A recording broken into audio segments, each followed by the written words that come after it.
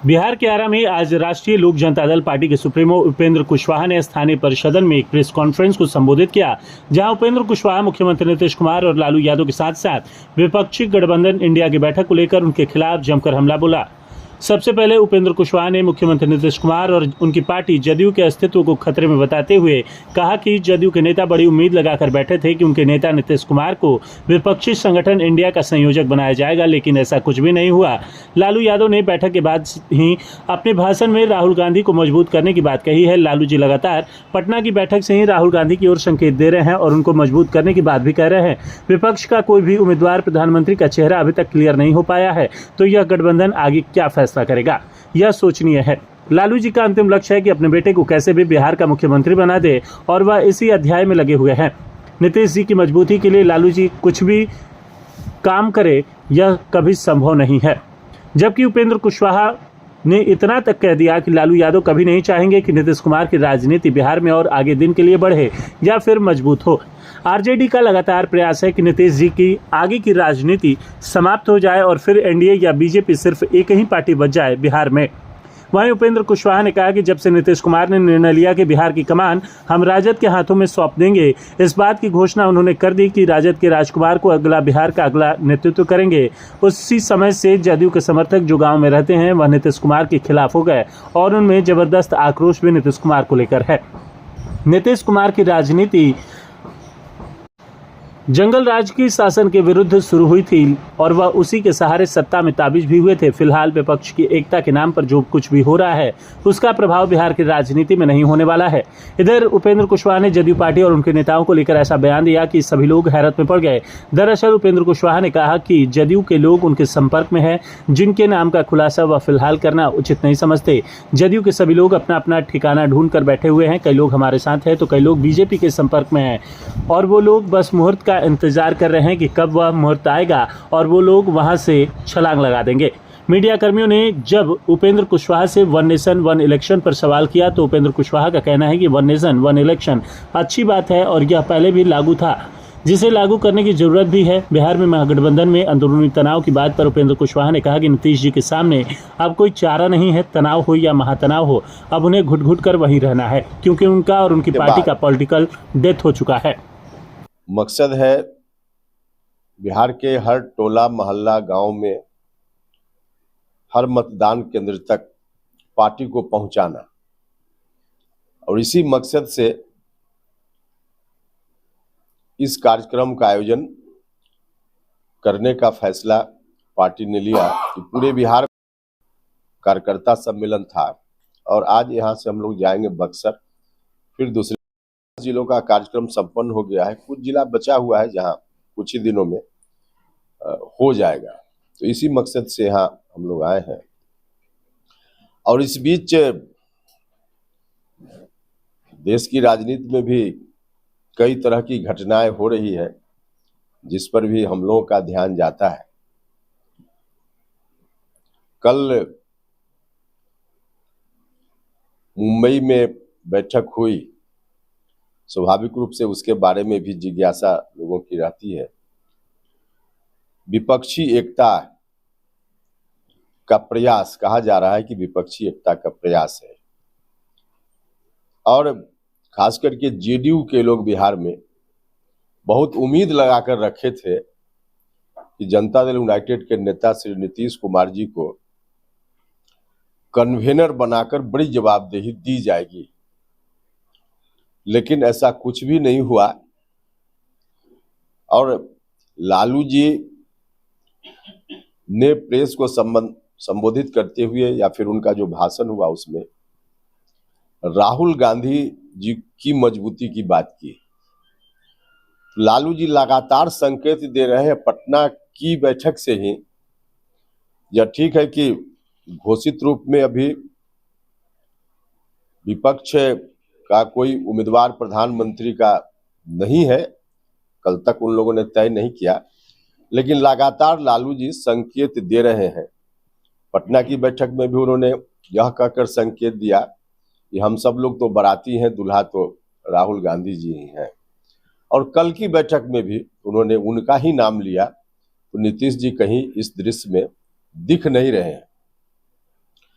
JDU के लोग काफी उम्मीद पाल रखे थे, तो उनको निराशा हाथ लगी है।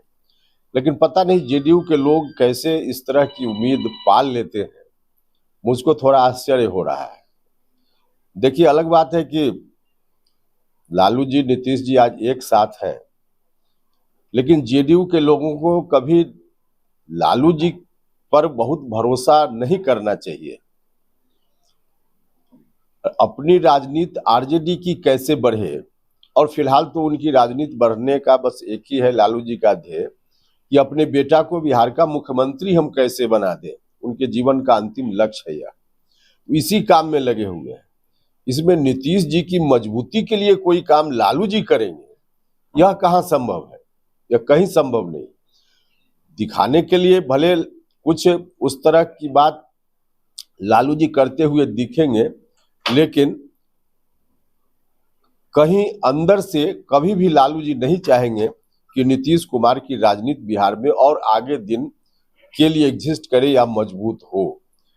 आरजेडी का लगातार प्रयास इसी बात को लेकर है कि नीतीश जी आगे की राजनीति में समाप्त हो जाए और फिर एनडीए या बीजेपी इसके खिलाफ उनकी ही पार्टी एक बच जाए बिहार में। यह इनकी लगातार कोशिश है और इस कोशिश में लगे हुए भी हैं लालू जी।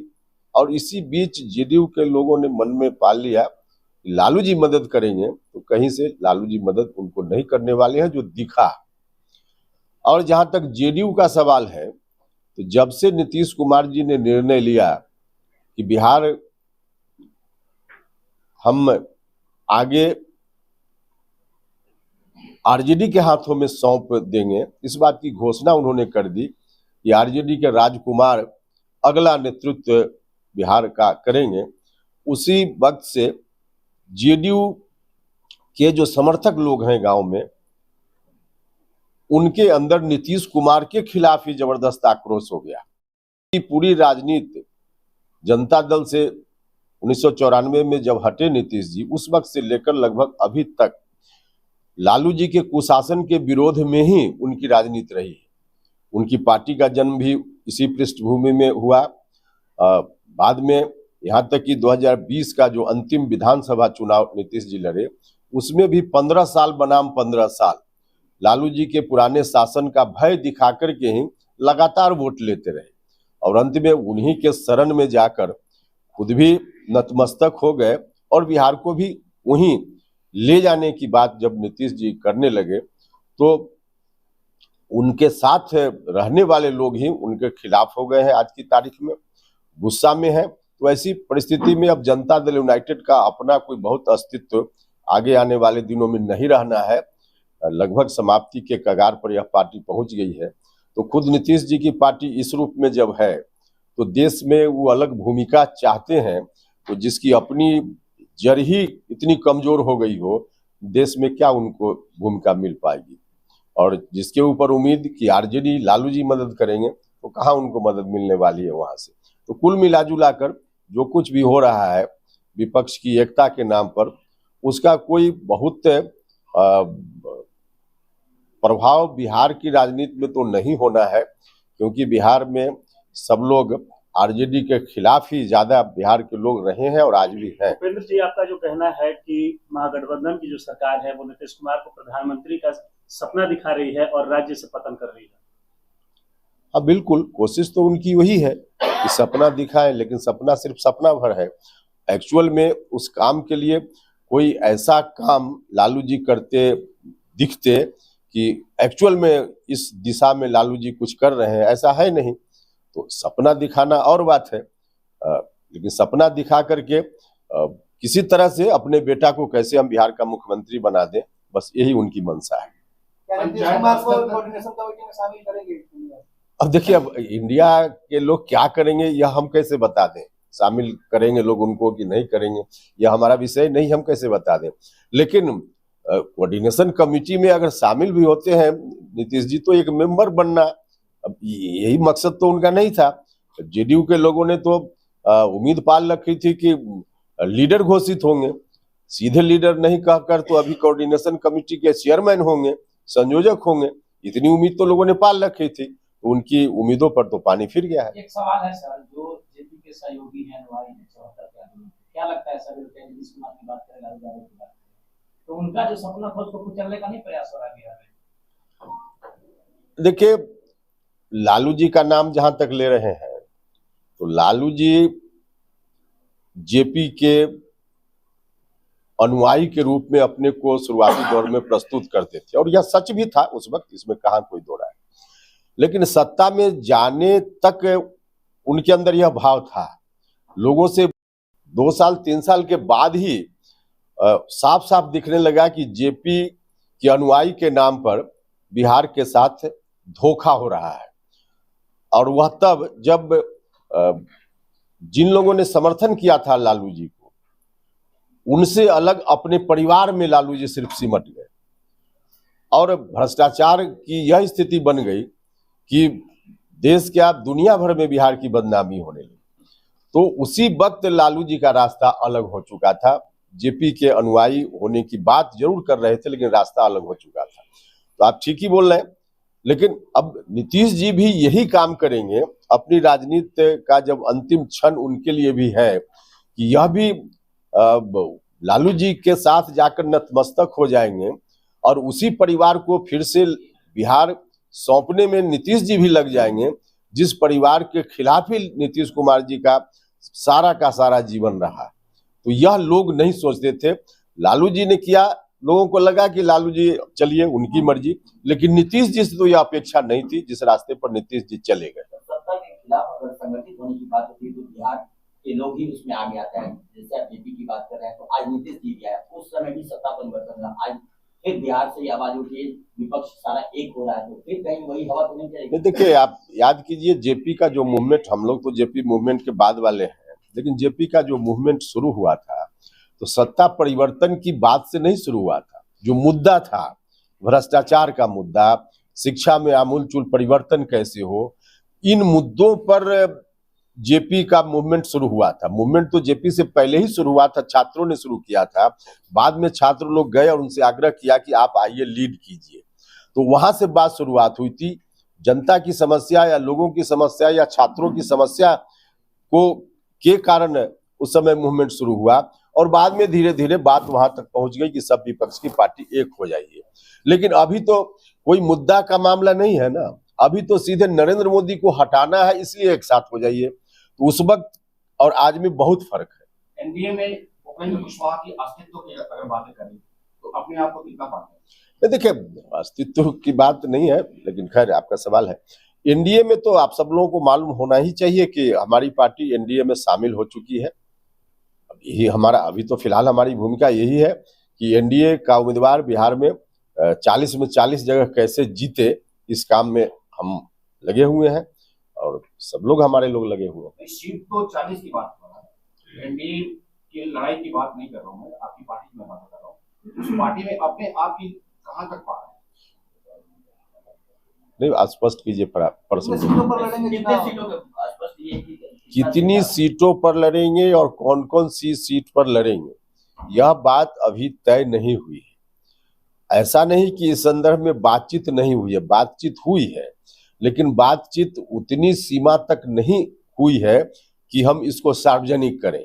समय पर हो जाएगा, कहीं कोई कठिनाई नहीं है, वक्त आएगा हम सार्वजनिक भी करें। जैसे ही एयरपोर्ट पे आए हैं, उन्होंने सीधे तौर पे कहा कि चुनाव का अब आगाज हो चुका है, अब तुरंत तैयारी कर लीजिए। उसमें आप कहां? देखिए, चुनाव की तैयारी में तो सब पार्टी लगी हुई। नीतीश जी बार बार बोल रहे हैं कि मुंबई से आकर के तुरंत हाँ, नीतीश जी बार बार बोल रहे हैं कि समय से पहले चुनाव होगा। देखिए, समय से पहले भी चुनाव हो तो क्या अंतर पड़ता है? ऐसे भी फरवरी के बाद तो चुनाव की शुरुआत हो ही जानी है, तो दिसंबर में अगर हो जाता है तो महीना 2 महीना का फर्क है।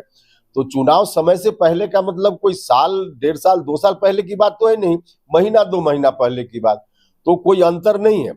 लेकिन मुझको लगता है कि चुनाव जो नियत समय है उसी पर होगा, और चुनाव की तैयारी के हिसाब से हम भी तैयार हैं और बाकी पार्टी भी अपनी तैयारी कर रही है। जेडीयू के कई विधायक और सांसद शायद आपके संपर्क में करने की बात है, जेडीयू के अंदर छूट की बात। देखिए, जेडीयू में हमारे साथ कौन कौन लोग हैं, कितने लोग संपर्क में है, यह एक विषय है, बिल्कुल है हमारे साथ कुछ लोग संपर्क में, हम इसको स्वीकार करते हैं, नाम का खुलासा करना मुनासिब नहीं है, लेकिन जो लोग हमसे संपर्क में हैं उसके अतिरिक्त भी जितने लोग हैं, माननीय सांसद लोग हो, माननीय मंत्री लोग हो, सबने कहीं ना कहीं अपना ठिकाना ढूंढ कर रखा है। कोई बीजेपी के साथ संपर्क में है, कोई हमारे साथ, कोई कहीं और, क्योंकि सब लोगों को मालूम है कि जनता दल यूनाइटेड की नाव पर चढ़कर अब चुनाव की बैतरनी हम नहीं पार कर सकते। तो सब लोगों ने अपना अपना ठिकाना कनेक्शन लगा कर रखा है। अब जिनका जब मुहूर्त आ जाएगा तब वहां से लोग छलांग लगाएंगे कि कोई कोशिश नहीं होगी, वो अपने आप एकदम बिखरा हुआ पड़ा हुआ है। वो तो खुद ही लोग वहां से संपर्क कर रहे हैं, क्योंकि उनको लगता है कि यहां रहकर हमारी राजनीति नहीं चल पाएगी तो कहां जाए, तो उनकी आवश्यकता है, इसलिए लोग इधर उधर होने की बात कर रहे हैं। इसमें कोशिश करने की कोई जरूरत बाहर से हो, इसकी आवश्यकता ही नहीं है। वन नेशन वन इलेक्शन के बारे में क्या कहेंगे? देखिए, वन नेशन वन इलेक्शन की बात तो बहुत अच्छी बात है अगर ऐसा होता है तो। और देश जब आजाद हुआ था 1952 से लेकर उसके बाद का 4 चुनाव हुआ एक साथ, लोकसभा और विधानसभा का, लेकिन उसके बाद बीच बीच में कई विधानसभा भंग हुई अलग अलग कारणों से, तो फिर चुनाव की तारीखें बदलती गई और फिर एक साथ चुनाव की बात नहीं हो पाई। लेकिन अगर होती है फिर से बात एक साथ चुनाव की तो अच्छी बात होगी। इससे देश पर चुनाव में जो इतना खर्च होता है, और लगभग हमेशा कहीं ना कहीं चुनाव देश भर में होते रहता है, समय की बर्बादी होती है, मॉडल कोड जब लगता है तो सारी एक्टिविटी वहां रुक जाती है, तो इससे तो फायदा होगा। लेकिन इसका व्यवहारिक और कानूनी पक्ष जो है उसके हिसाब से व्यक्तिगत रूप से मुझको लगता है कि अब इतनी जल्दी यह बात संभव हो, मुझको नहीं लगता है कि संभव होगा, लेकिन सिद्धांत यह बात बहुत ठीक है। तेजस्वी यादव ने कहा कि वन इलेक्शन को हटा के वन नेशन वन इनकम कर देना चाहिए। One income, one nation one income, one income अभी तो बहुत बड़ा विषय है। इतनी आसानी से वन इनकम का क्या उनका मतलब है, ये कैसे इसकी व्याख्या तो मुश्किल। 70 साल के एज फैक्टर आ रहा था कि उसके बाद के लोगों को चुनाव नहीं, अभी तक देखिए इस पे पूरी तरह से मोहर नहीं लगी, लेकिन पक्ष से लेकर विपक्ष में ये बातें आ रही थी। तो अगर ये चीज हो जाता है तो प्रधानमंत्री फिर अगला चेहरा कौन जाएगा अगर इस पे मोहर लग जाती है? देखिए, यह विषय तो एनडीए के पास भी अगर मोदी जी को छोड़ दिया जाए तो कोई और चेहरा नहीं है। नहीं, मोदी जी को छोड़कर अभी 2024 में और चेहरा की ओर देखने की जरूरत ही नहीं है। अभी तो मोदी जी ही हैं, मोदी जी ही रहेंगे, इसमें कहाँ कोई, और सिर्फ प्रधानमंत्री पद के उम्मीदवार ही नहीं है, गारंटी है कि 2024 में फिर से नरेंद्र मोदी जी ही जीत कर आएंगे, इसमें कहाँ कोई दो राय। राहुल गांधी और नीतीश कुमार का पीएम का चेहरा आपकी नजरों में क्या था, दोनों में कौन बेहतर हो? अब देखिए, इसमें हमको कोई जज के रूप में आप अगर हमसे मोदी समर्थक आप एनडीए के काम में हैं, आप, यह तो तब होता ना जब देश में कोई स्कोप बनता कि विपक्ष का कौन व्यक्ति प्रधानमंत्री हो सकता। अभी तो कोई स्कोप है ही नहीं 2024 तक, तो 2024 के बाद की बात बाद में होगी। अभी 2024 तक कोई स्कोप ही नहीं है, तो यह अच्छा होंगे कि वह अच्छा होंगे। अब मार्केट में किसी कस्टमर को सामान खरीदना ही नहीं है तो दुकानदार कहे कि यह सामान अच्छा है, यह सामान अच्छा है, उसे क्या फर्क पड़ता है उसको। महागठबंधन का सरकार है बिहार में, और अभी इंडिया का जो मीटिंग हुई है मुंबई में, लालू प्रसाद यादव खास करके राहुल गांधी को ज्यादा प्रमोट कर रहे थे, शुरुआती दौर से ही देखा गया था। तो क्या लग रहा है कि ये दोनों में आपस में ही तनाव होगा आने वाले समय में? देखिए, तनाव होगा निश्चित रूप से, लेकिन तनाव बाहर दिखेगा नहीं, इसलिए कि नीतीश जी के सामने अब कोई चारा नहीं है। वो तनाव हो कि महातनाव हो, घुट घुट कर भी रहना है तो वहीं उनको रहना पड़ेगा, इसलिए अब तनाव बाहर नहीं दिखेगा तो फिर क्या फर्क पड़ता। आपकी नजरों में सीएम का चेहरा कौन है? अभी प्रधानमंत्री का चुनाव होना है कि सीएम का चुनाव होना है?